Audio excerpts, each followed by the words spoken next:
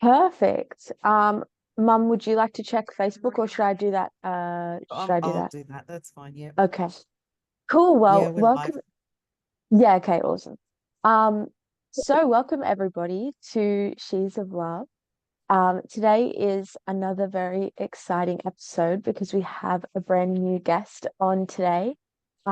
So welcome, Dr. Sharnael. We're so excited to have you on, and you've got a very incredible resume, repertoire of things that you've accomplished, and I'm just very interested to talk to you and well, we're both interested to hear from you and what you have to say and your story because yeah, you've written 5 books and you have a very interesting, I guess, blend of ways that you work with more spiritual and also was it science, quantum stuff as well? Yeah, which is like awesome stuff. Like this is kind of our, this is what we love. This is like our, I don't know, what we feel passionate about. So I'll go ahead and ask the big question that we always ask our new guests, which is what is your awakening story?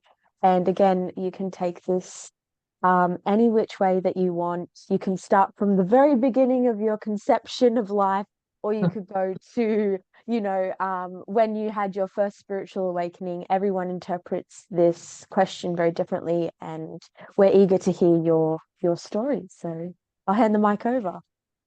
Awesome. Well, first of all, thank you so much. You guys are beautiful that you do this together as a family. That's really fun. And I'm just so honored to be here with you guys just because not only is it fun and cool and I get to meet a lot of new people and meet you guys, um, but especially in this day and age, having alternatives to some of the things that are on television and even Mm, like social media right now, um, to have something positive and cool and fun and inspirational and hopeful. Like, I love that you guys are doing this and using your gifts to create something really beautiful for people to maybe get some hope and to learn some mm, things about themselves and to wake up a little bit. And I wish there was more of us. And I just really appreciate your work and your ginormous group. I mean, I went in there a little bit yesterday. I was like, wow, this takes a long time to get that many people, but you have attracted quite an amount of really amazing, beautiful people in that group and a lot of great leaders and just pure-hearted people. So to be even amongst you and what you're doing and your efforts in this world and your service to humanity is, it just blesses my Oh, heart to be able to thank you. collectively work with you as well. Yes. But Awesome. oh, Thank that's amazing. yeah, yeah. So maybe maybe I can inspire my daughter to do something with me. You guys are so inspirational. But Oh, yeah. So for me, it's a little interesting, but I had an encounter very young. I grew up in being in a military household. And my dad was gone quite often. And when he would go long distances, we would move back to Montana, which is where I was born originally, and live with my grandparents. And Easter Sunday, one night, one afternoon, evening-ish, whatever, I had this kind of hologramic kind of choosing, I mean, this being came in that and I now know as Jesus and just kind mhm. of hologrammed in my room. And I remember feeling really tearful is the only way I could say it, like very emotional. I felt like I felt love and I felt really taken care of and noticed and seen. I'm gonna cry. But Mm, I didn't even know who the guy was. Like honestly, I did not grow up in a spiritual home. My parents did not go to church. Um, so I didn't have really a pulse on what was happening, and it wasn't until later that I actually found out who he was. And then I was obsessed because I was like, okay, how did he get in here? I remember always going to sit on this radiator by a window looking up at the sky and just looking out, thinking like, can you come back? Because it was just so cool and wondering what that was all about. And I think I was first or second grade, and there was one of my teachers had like a statue of a bronze figure just from like the bust up, and I recognized him as the same guy, and I was like, that looks like kind of like the dude that I saw, and she explained who it was, and so I think I was 13 when someone gave me a Bible. And when I moved to Louisiana, which I don't know if you're familiar with the states, but the lower part of the United States is a little bit more churchy, you know. Mm, I wouldn't, I would say most of, I think America is probably recognized as a Christian type country, mm, but not everybody's churchy. I think people are more spiritual or just kind of on their own path, and that's changed a lot too since I lived here. But what intrigued me about this book was the miracles, the paranormal, the bilocations, the raising someone from the dead, like um I think they talked about Enoch and Moses, and they were just no more. It was like they didn't die or anything. They just like were no more. And mm, so that kind of stuff was very impressive to me. And it also gave me a lot of curiosity to wonder, like, where's that stuff going on now? Like, who's doing that now? Because, like, why aren't we doing that now? Why is it just those people did it in that long time ago book, And I'm not a big like believer that everything happened necessarily in that book, or I know it's been transferred over and manipulated and changed up, and I don't really look at it like that, but it was just the stories to me, whether they're true or not, it was like, wow, okay, that's setting the precedent for me to give me something to look forward to like do myself, like mm. why am I any different, and why are you any different, and why aren't these more normal? And Yeah. people talk about like the supernatural, like why isn't it just natural, like why does it have to be super? So I started studying a lot about I was obsessed with ESP, telepathy.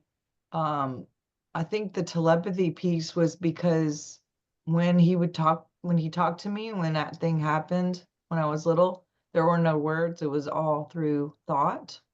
So I was like, okay, well, why are we not doing telepathy amongst people, I will say that after that encounter too, it kind of opened me up to just knowing some things about people. Um, Being able to kind of see things in the field or know things like that's not a good person or this is a good person, or maybe he's cheating on his wife or stealing from his company, and just things that I shouldn't know as a little kid. Yeah. Um, so yeah, I kind of started stuff, and then I did start as a profession. I became a public speaker and was doing that for about 17 years within churches and conferences, um, teaching on the paranormal, the supernatural, miracles, healing, neuroscience, that kind of stuff. But then I kind of got off a little bit because I wasn't feeling well for the last 7 years of that. And so that put me on another whole path of healing again. Is, just this undercurrent of it's still along the same path, but it's just a little bit more, just adding and adding and adding. And I ended up going back to school to get my naturopathic medicine doctorate, because I was really, really attracted to some of the ancient ways that we took care of things, that didn't have the side effects, that didn't hurt people, that didn't mask the pain, but got to the root issues. One thing that I did notice is, I'm a big believer in meditation and prayer and that kind of thing. And we would see people who they'd have these miracles. I believe, in my opinion, that it had to do with frequency and love and, you know, faith and, belief systems, where when people would hear testimonies, that would give them faith to believe that their body could go into that same healing point or that blueprint. Mm. And so sorry, my dog keeps doing this thing. So um, I when I saw that, a lot of times I would see people would go back to their old habits and go back home and do whatever they were doing, whether it was eating bad or drinking bad or, not exercising or whatever, and they would sometimes lose their healing. And so for me, there was a missing piece in there just on education or basic things like, hey, wouldn't it be cool if we ate really good and we drank water that was clean and maybe we went to sleep on time and didn't work ourselves to such an imbalance and some of those kind of things. And when I reverse engineered my own illness, it was even more like inspiration and courage to go, okay, well, I could do it with me, maybe I could help other people too. And one of the things that I really looked at when I was working with people is something that they call conversion disorder. And it has to do with when people have trauma or emotional issues, they say 86% of all physical issues have a lot to do with emotional issues. And so if we can clear the emotions, a lot of times people will just instantaneously get rid of whatever physical issues are going on and or sometimes lose weight like rapidly for no it seems like no reason, but when people hold trauma, they tend to hold weight as well. So when the Mm. trauma was cleared, then people could get back to a normal size, pants or jeans and or dress size, excuse me. So just seeing the correlations with that too, and then always wanting people to tap back into that intuition and that GPS and that, well, I Mm. call it the God positioning system, whether you call him or her God or source or creator or the universe, or, there's lots of different things. I personally don't think it's a he or a she. I think it's a frequency, the biggest frequency of all, love, and love literally heals. And Mm. when we listen to that inner voice and we live a true path and do what, us as individuals are called to do day by day, moment to moment, there are a lot of chemicals that release in our body that cause us to have really good immunity and, have really good skin and hair and have extra super normal strength. And we're able to maybe listen a little bit um, louder to that intuition and get more clarity.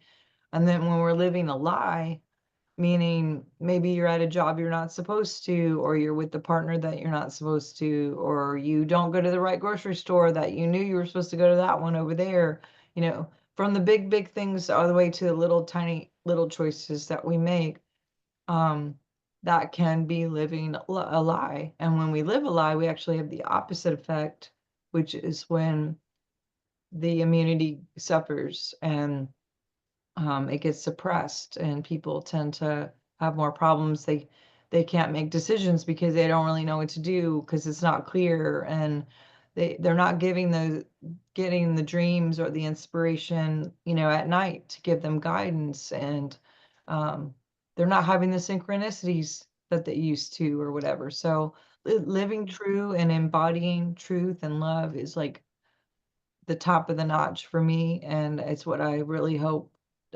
to teach others as much as possible and help them remember to get back in their body and live their dreams and live their purpose, because all of us have such diverse purposes and we're all living in different places, and for everyone to come to that collective truth, individually and as a group, then it's going to take as many of us as possible to kind of do that, have that tipping point for the world and the collective. And so, again, doing things like what you're doing with this podcast is doing that very thing. It's bringing a tipping point for people to have an awakening and to find joy in their life and to find their passion. And that word integrity comes from integration. And when we're integrated, mind, body, spirit, that's when we have all the chemistry that supports us. And so that's kind of how I got here, what I'm doing. I have a small practice here in town in Louisiana is where I am. I also continue to do conference speaking. I do a lot of live workshops online because not everybody can get here, but I like to be able to reach as many masses of people as possible. We do have a podcast every Thursday at noon where we talk about the similar things, UFOs and the paranormal and the cosmic things and the frequencies and health and spirituality and all the fun topics, and try to do the same thing you guys are doing. And then try to remember balance in between all that with, a family. And I work part-time at the shelter. I have fostered 130 animals since 2017 and bottle fed most of them, and then got them adopted off most of them, kept a kept a couple. But but yeah, that's where I'm doing. I actually do have a lot of clients overseas and outside of Louisiana online, like probably 15,000 patients that I talk to over the phone or Zoom, and we do biofeedback. I can actually do diagnostics long distance and send frequencies far away so people can already start feeling better and connect with that alignment that's needed for their chemistry in their body and just their organs and what have you. But it's kind of it. Wow. Wow. Dr. Sharnael, it's so um, fascinating to me, and I'm completely and utterly at like open to what you're saying, because my father, he had a terminal illness. He passed away from what in the States is called ALS. Here in Australia, we call it motor neurone disease. And Sorry. I had witnessed sickness in my life before, but not to this degree and not to somebody who was so close to me. Because my father was like my best friend. He was my person. So witnessing him go through something that was so devastating and so all encompassing, because for anybody listening who doesn't know what motor neurone disease slash ALS is, it's where the body, the neurons between the brain and the muscles stop working. And so your brain is sending signals to the muscles to work, and the muscles aren't receiving the signals. And so you become paralyzed in the end. And it started in his feet, and he had drop foot, and we didn't know what that was. We didn't understand why he was always falling over. And we got a diagnosis because it's very difficult to diagnose ALS. And a very, very clever general practitioner here in Australia noticed his drop foot and was twigged that it may be ALS. So we got a specialist to diagnose him, and it was in fact ALS. And it took 2 years to progress through his body. And I really believe that he had it for a long time before he had a diagnosis. But from watching him, he had decided, and I think there is a very influential part of sickness comes from our mind. I really believe that because I watched it in my dad. And he had decided at some stage through this diagnosis, through getting the diagnosis, that as soon as he couldn't feed himself anymore, he didn't want to stay on this planet. That was his line in the sand. And he, we were coming up with a care plan for him, and we'd spoken quite at length to him about how he wanted to proceed. And he flatly refused to have a feeding tube. He flatly refused. He would not hear it. And we tried to convince him, because in my naivety, I felt like that was something that would prolong his life. Right. And I wanted to prolong his life, but he had decided that that wasn't a quality of life that he wanted to experience. And so that was a line in the sand for him. And I understand now, after 11 years, he died in 2015. I see now that that was his line in the sand, and that was quite okay. Like, I understand that he didn't want to experience that, but at the time I didn't understand it, because all I cared about was having my dad with me. Yeah. And we were standing, he got a chest infection, and we were standing outside waiting to go into the doctor to get some antibiotics for his chest infection. And he told me very, very candidly that he was ready to go. He didn't want to stay here anymore. And I got very upset with him. And I was like, no, we're going to fight this. I'm here with you, because I was by his side virtually the whole way.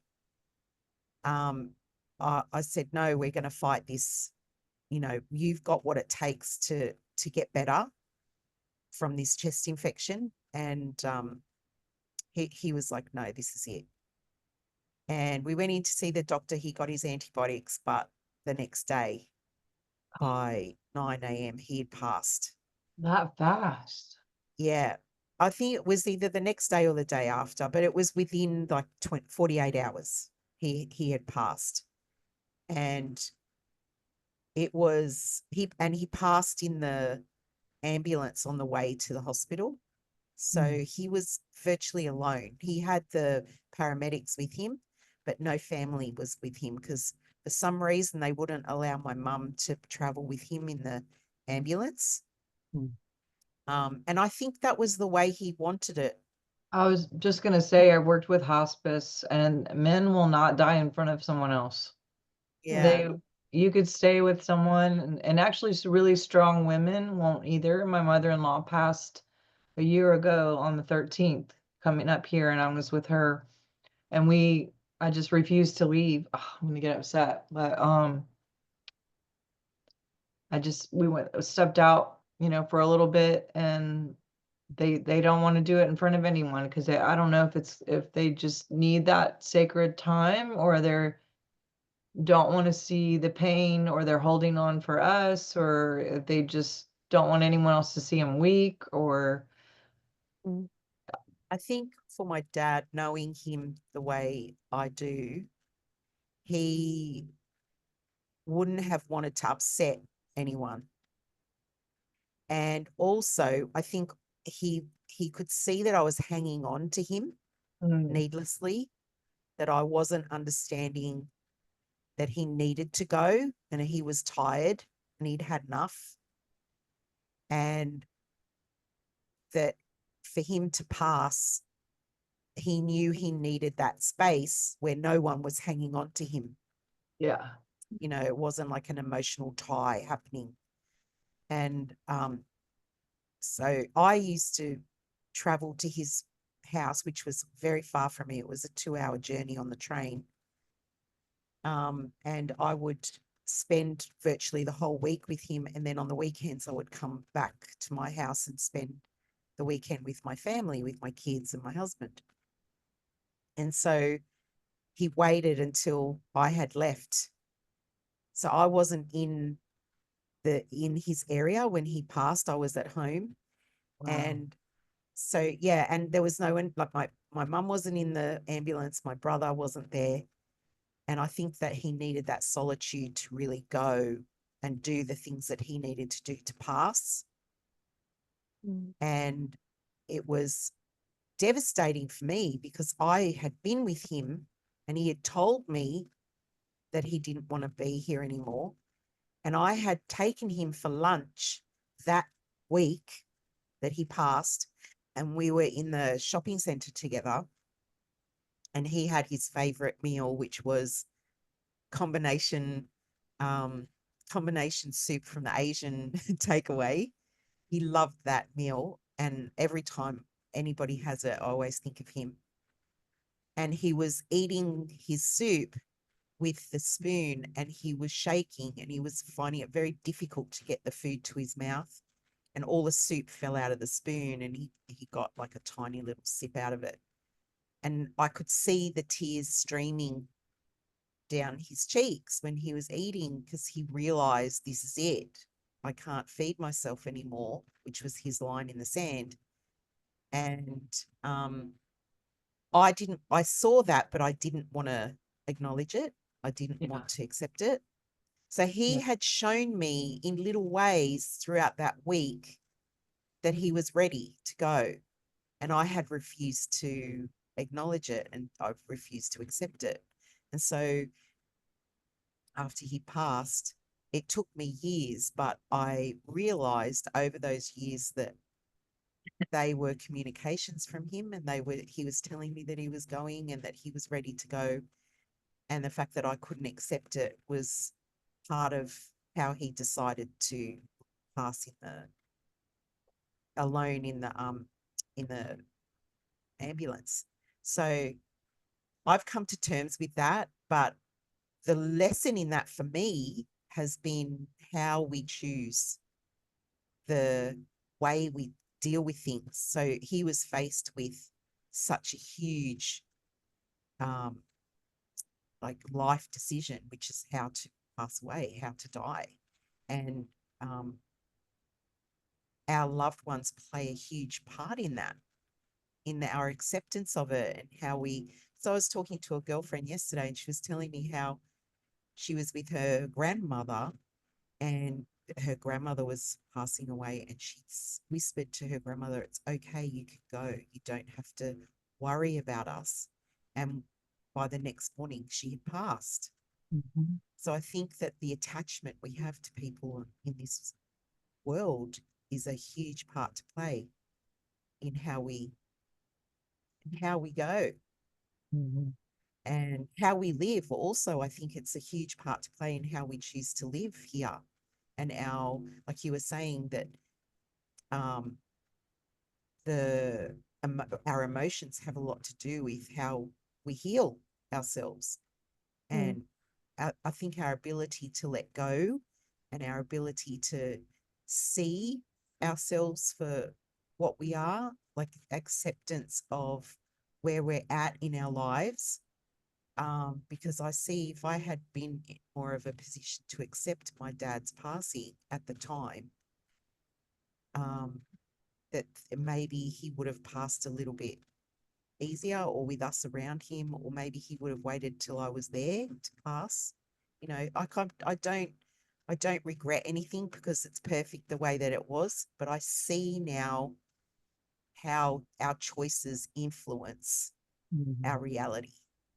Mm. And I think that's a big part of your work that interests me, is how we can have the power over our destinies, how we can choose things to, um, you know, create healing, or we can choose things that create disease and unrest in our bodies. What do you think Absolutely. about that?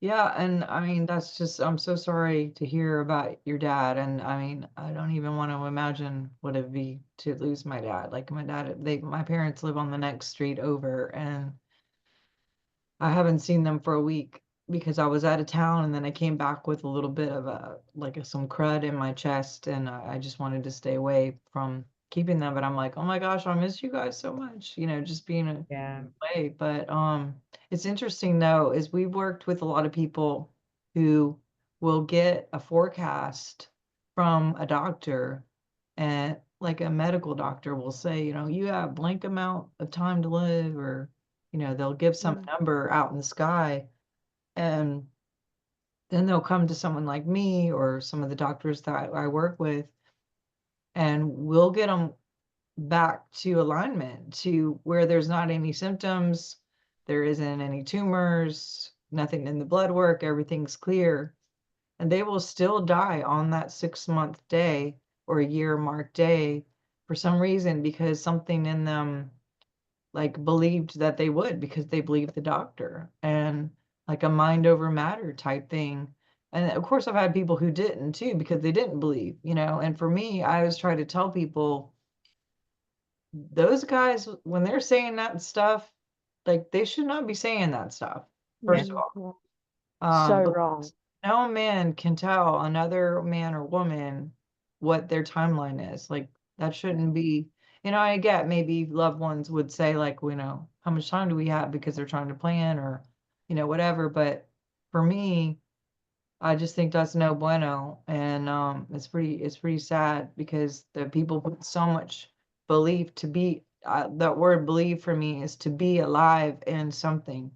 And when it's an authoritative type figure, for some reason they put more energy on that, and it can change things. And also some people just don't want to be healed. And Yeah. so when people come to me, one of the first questions I'll ask them is, do you actually want to be healed?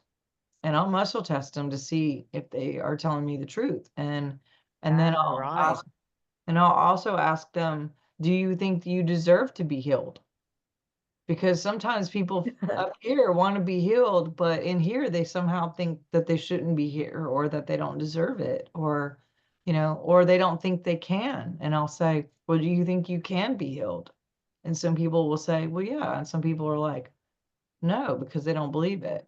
But Yeah, our so true. bodies, yeah, our bodies are actually created to heal on their own. If we don't have all the toxicity, if we don't have all the trauma, if, you know, it's a constant management of making sure, you know, good choices. And then if we make a bad choice, or maybe some things are outside of our control, like chemtrails and water, you know, so you can't always have the most perfect situation in every single thing like we had it years and years of years ago. Is way different soil, way different vegetables, way different meat, no steroids. You know, there's just, it's a different world that we live in now. Um, Yeah. but we have the DNA to heal automatically. I Yeah, I think believe there's that too. I fully agree with you. I think there's so much interference now, compared to what we had before. And you hear the stories of like how, like for example, Aboriginal Australians, there was this book, what's it called, Mum, about the sign the was it a biologist, some kind of like scientist or doctor went into the tribes in Yeah. Australia. What was the Yeah. book It's called? called Mutant Message Down Under. Mutant Message Down Under. And basically she went into these tribes and um learnt so much and how they heal each other. And like someone breaks a bone and they do a ceremony and they like do their dance, and they do like, everyone bands together to heal this person and they get healed. And There's things no like that. And question. That's the yeah, thing. The reason it works is because there's no question. That's just the there's way no their life question. is. Yeah. But yeah, but now it's so with doctorates and like certificates, and yeah, as we say, like these authority figures. And it's so funny, the thought came to me while you were talking about how it's so wrong that these doctors give out these like numbers to people without a clue. And in the meantime, like people like mediums or fortune tellers are hated so much by the public for, you know, giving out this information to people like, oh, when they're going to die, oh, you're going to be rich and famous, all these things that could potentially be true, could potentially be not. But then at the same time, like, look at our doctors that are doing the same thing, and so many other figures in society that throw out these numbers and these things that people, and it really does mess with our minds, I think. Like even for me, someone, I definitely don't fully believe in doctors or like Western medicine, but there's this line that I have where I feel that it's like it benefits me in some ways, but I will only go so far with that. Like I won't just blindly believe um any doctor. And I also would, you know, preventative things. I won't just like I won't take pills to, you know, heal me. I will do everything I can that benefits me instead of just like, getting a cure when I'm sick. It's like, let's prevent the sickness in the first place. How about we do that first? Um, and yeah, so that's like my personal, the way that I take it. But yeah, it's really sad to see how Western medicine has gotten so backwards and cruel in many ways. And yeah, it's just very hard to witness sometimes, I think. Do you guys have like the Ozempic and the GLP thing going on where you are? Mm, I mean, it is crazy over here. I mean, every commercial, I don't know if you guys have the commercial, like, I think there's only so many countries that are even allowed to have those commercials. We have a But few, but it's nowhere near to the extent of the States. yeah, ugh, no, yeah, I it's really wish they bad. would just rule it out. It's ridiculous. But it's those GLPs are the venom of a Gila monster, a lizard. And what's happening is people are getting these shots or taking the pills, and it paralyzes the intestinal system and the stomach to not, so the insulin will shift and regulate in a different way, and it doesn't spike sugar because everything's slowed down so much. But what happens is some people are not able to get off of it, and or even if they do get off, or if they still stay on, their stuff is still paralyzed to the point where they have to go get some kind of bag to go to the bathroom. I mean, it's Right. going too far, right?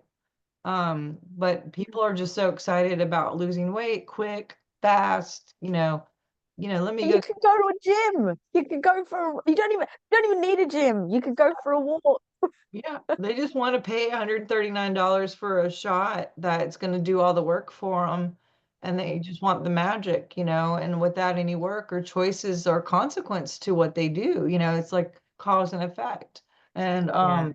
but there's such a cause and effect to these pharmaceuticals that they're not disclosing, and just like the thing that happened in this last 4 years, and I don't want to say the word because I got my whole channel taken down just talking about, people trying to stay healthy in the middle of that. And Mm, it's insane what happens where these people are just, even being forced to do things, to keep a job or to go Yeah. outside or go shopping, or I mean, it's scary out there. But yeah. it's not just the last 4 years. Like it's seeping what I'm seeing because I was born in the 70s and I've seen the change happen in my lifetime. Like it's been a very quick change and very obvious too. That yeah, okay, the last 4 years, but it's seeping in now in not just that stuff, it's seeping into, like you're saying, losing weight. There are people, I've got a friend at work whose brother, he's got some health issues, and the doctor has prescribed pills for him to lose weight because he needs to lose weight for his health. But the pills are making him sick and he can't get out of bed because of the medication that he's on. And this story is not just one story. Like I've heard so many people talking about stuff like this. Mm, And so he can't get out of bed because he's on these pills. And he went to the doctor and said, I'm exhausted. I'm sick. I can't get out of bed because I'm on this medication. And the doctor has said, don't stop. You need to take this medication to lose weight or you're eventually going to die. And he's like, but I feel like these pills are killing me. And the doctor was like, no, you can't stop taking it. So he's still taking it, even No, though his body is rejecting it. His body's not functioning properly on this medication because the doctor has told him not to stop. He's listening to the doctor and he's still going with it. mm. well, I mean, even the side effects for most of the psychotic drugs or like depression, side effects, suicide, really.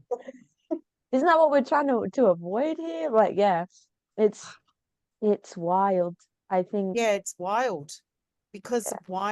why are the side effects like Worse. that are listed. Yeah. Why are they're listed, they're available to people to see and to read Yeah. and to know.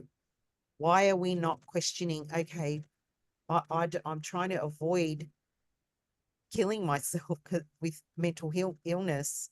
Why am I taking this drug that's going to possibly lead me down the road that I don't want to walk down? I Yeah. don't get how people aren't putting two and two together. I also think it's um so funny how serious people take it because like, well, 2020 and all of that stuff, um it was really ironic to me the amount of hate that people got for choosing sovereignty or choosing, not to take the jab. And yeah, and it's just it's so funny to me because if you have it, then you're safe. So why does it matter if other people don't have it? Because if you have it, then you're not going to get it. And it snowballs into this, yeah, it's just fear mongering really. And it's very scary sometimes to watch humanity in the when we're in a crisis. And also just watch humanity when we believe things so, I guess, at face value and not question things. And that actually kind of leads me on to a question that I had for you, about because you said, are you in Illinois, did you say? Or Louisiana? Louisiana. Yeah, right now we are. Okay. So with the UFOs, because you mentioned UFOs, and this kind of the segue is like people not believing what they have at face value. Um, yeah, so I love UFOs, and I feel like the US, especially the South, is kind of this, I guess, front of like it's like where you're gonna find a UFO. You've got crazy towns like close to Area 51 with like, all about aliens and stuff. And I've watched documentaries about UFOs and stuff in that in your part of the world. And I know that UFOs are everywhere. You can find them everywhere, but I don't know, for some reason I feel like particularly the South in the US is kind of a very Hotspot. strong. You're gonna, yeah, I don't know. Yeah. So I wanted to ask you a little bit more about UFOs and your experience with them, because yeah, you mentioned them at the start, and I've been meaning to ask this whole time. So Yeah. Yeah, well, first of all, great question, especially with all the drones. Did you guys have all the drones where you guys were too? Like all those weird flying around things here, and then We like get, the we balloon. get, yeah, we get kind of funny stuff happening. Nobody knows if they're drones or if they're not drones. It's like, what's going on? What is that in the sky? yeah, Mm, Yeah. yeah. Well, I personally think that a lot of it, maybe not, I mean, a certain percentage of it, I think, is actually our military and or y'all's military doing whatever they're doing. I think that I know we have a lot more technology than they have disclosed to us. mm, I was a part of the Montauk Project when we lived in New York when I was a child from 73 to 76. And that was not fun and it's not something I like to talk about, but there's a lot of things going on even then that they are using to manipulate, the weather and, contact with UFOs and ETs and, a bunch of really terrible things that they're doing, experimental things on kids and people and just yeah. terrible. But all that being said, I have had some things happen as far as like missing time and, part of that thing when I told you about the Jesus deal, again, I would sit and like look on my radiator and look out in the sky and I would see stuff and I've seen stuff and there is a lot, especially there is stuff in the south, but there's also stuff in the northwest, like Washington, where I live, Mount Rainier. They're coming out of the mountain. Now, who is it? Is that us or is that them? I don't know. But I Mm. can tell you, I think it was like, I wish I can remember dates. I'm literally when I was born, they used forceps on my brain and it damaged the part of my brain that has to do with time and space. So I'm not the best with remembering timelines or numbers, or, you know, space isn't real anyway, time isn't real anyway, but Yeah. it serves a good purpose when you're telling a story and you can't remember your kid's birthday or anything like that. But anyway, so sometime as an adult, I was going through a really difficult time, and I actually was sleeping in the guest bedroom because my husband at the time, who's not my husband now, and I were separated for quite many years. And I'd gotten to that point where I was just like, what am I doing? You know, just really lost, really sad, um, really searching and seeking.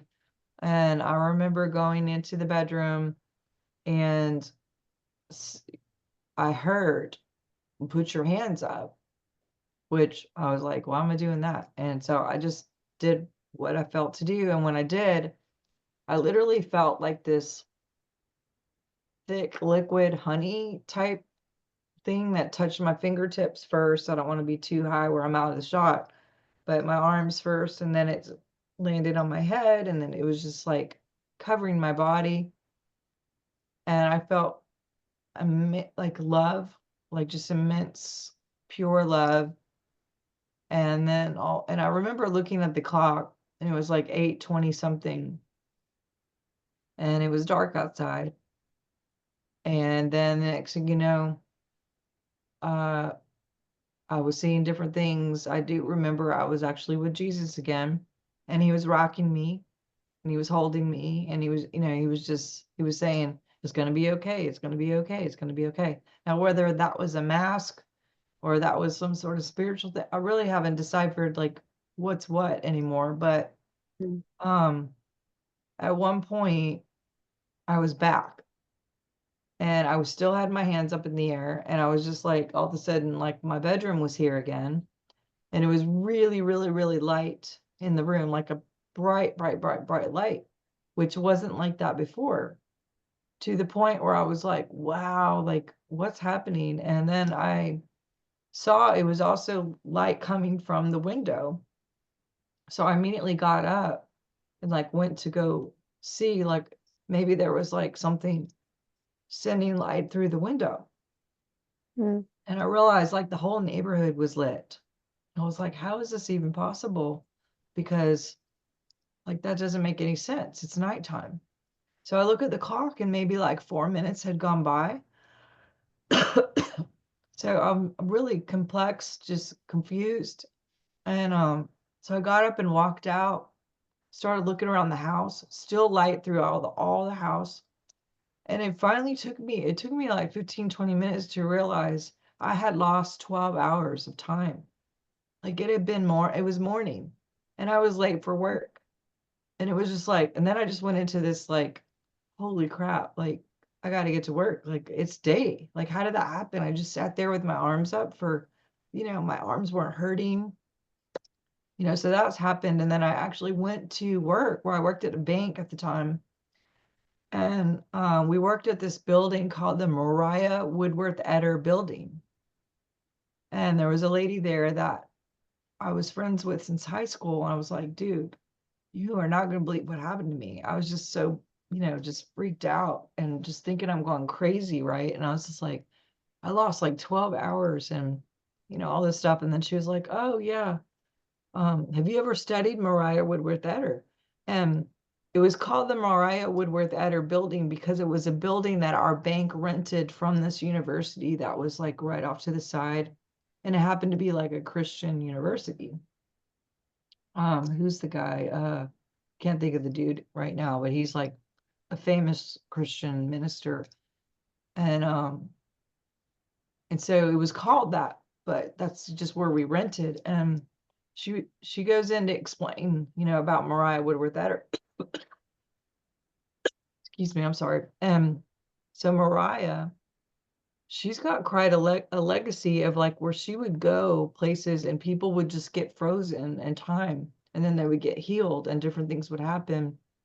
And she would show up and like miles away, everyone would just get frozen. And like, then when they would come out of it, they would be healed.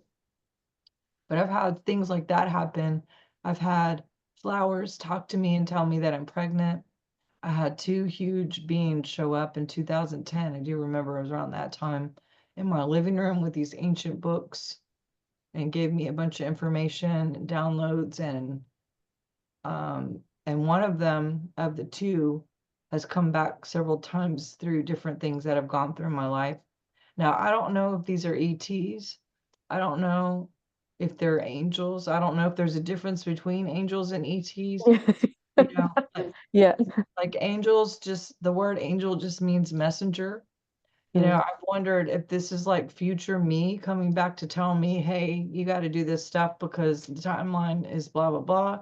Or it could be my ancestors, maybe. You know, I don't really know like how to explain any of these things. I just know that they're real, that I have evidence. I mean, there's been weird things where I have bilocated without even knowing it. When Oh, I'll wow. go into like a dream or something, or I go to sleep, or I was in Montana visiting, and when I came back, I had on my answering machine, this lady had called over and over and over and said, hey, it was so great meeting you. You know, give me a call. We need to finish our conversation. And I was like, I didn't call her back because I just thought she's got the wrong person.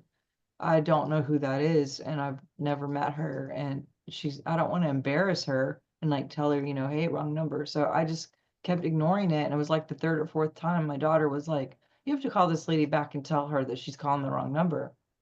So I called her and I said, you know, hey, and she's like, oh my God, you know, you called me back. I'm Dr. Sharnael, blah, blah, blah. And I was just like, hey, you know, I hate to break it to you, but, you know, you keep telling me on the machine that we met up in Tennessee and we did all this stuff. And that, you know, I was like, I was actually in Montana that weekend. So I don't know who that was that you were talking to, but I think you have the wrong person. And then she was like, no, it was you. And she's like, you know, I said, well, what did she look like? You know, she's like, are you a naturopath? I'm like, yes. Do you have blonde hair? Yes. Do you are this tall? Yes. You know, she's gone through all this stuff that is me, you know, but you could get that off the internet. And I'm thinking, is she a little kooky? Like maybe she's lost her mind, you know? And then she's like, you gave me this business card because we just got finished. There was a conference, someone was speaking, and then afterwards you know, I came and talked to you about my daughter, and you were like, hey, we can't talk. Someone was whisking you away to leave the conference, and you were like, hey, here's my card, call me and we'll finish this conversation. And I was like, lady, I am telling you, I love you so much and I am so sorry, but that was not me. I was like, what did she look like? And then she says to me, she looked like you because she was you. And then she sends me like a thing, and it's my card with my signature and my phone number that I don't give out to anybody. And at this point, I'm just like, you know what? It's fine. And so what's funny is when all this happened, I was writing LOVE, and I think, is it an acumen? What does they call it when you, Anagram? Acronym. yes, acronym, when I Acronym. was trying to make something with love, right? Yeah. And I had or anyway, I was trying to come up with the O, and I had everything else. I had like vibration for V, E for energy, L for love, you know, whatever. So I was like, why I'm talking to her, I'm like coming up, like trying to come up with the O thing. And I had even sent like a graphic to some friends, and I'm like, hey, can you help me out with the O, what I can do for O? And all of a sudden it drops in me, omnipresent. Mm. And as soon as I heard omnipresent, I was like, oh my God, okay, you know what? It was me. It was fine. It's fine. It's me. How can I help you? How can I help your daughter? And I was able to tell her some things and work with her daughter and help her. So sometimes our energy is doing some really crazy things that are out of the box of our own mind. And we just have to go with it because this is the technology in our DNA that we have that we can do all the time. And sometimes it's on purpose and sometimes it isn't. But I really do believe that making good choices, being pure-hearted, you know, always doing what's best, eating clean as much as possible, getting rest and doing all the physical 3D things, that really helps support too. And this should be our normal. And when I had that experience with those two beings, I wrote everything down possible and all the graphs and all the formulas and everything because I was so afraid that it was a dream and that I would wake up and it would be gone.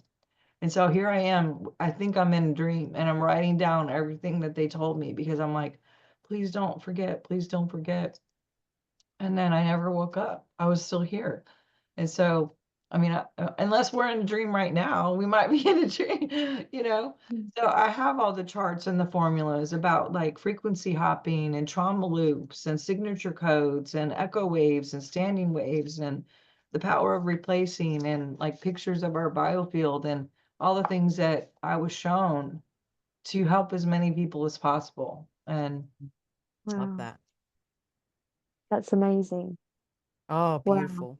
Well, we've come to about an hour, which is, I feel so completed in that. That's such a great way to finish off. Yeah, Um, Honestly, we would love to have you on again, Dr. Sharnael. Like, honestly, yes, yeah, let's please. do part two. Yes, yeah, part two. yeah. It's been like so amazing talking with you and hearing your perspective of life and your story and everything. So thank you so much for saying yes and coming on today. Of course. Yes, thank you. Yeah, Mm. amazing. Well, do you feel complete, Mum? Yeah, I'm good. Yes. Okay. Until next time. Yes. And Thank you, also guys. one other thing, if anyone has any questions for Dr. Charnel, please leave them in the comments and yeah, she can answer them for you. So Yes. Mm. that would be really cool. Um, Yeah. but yeah, thank you Oh, everybody for watching. Oh yeah.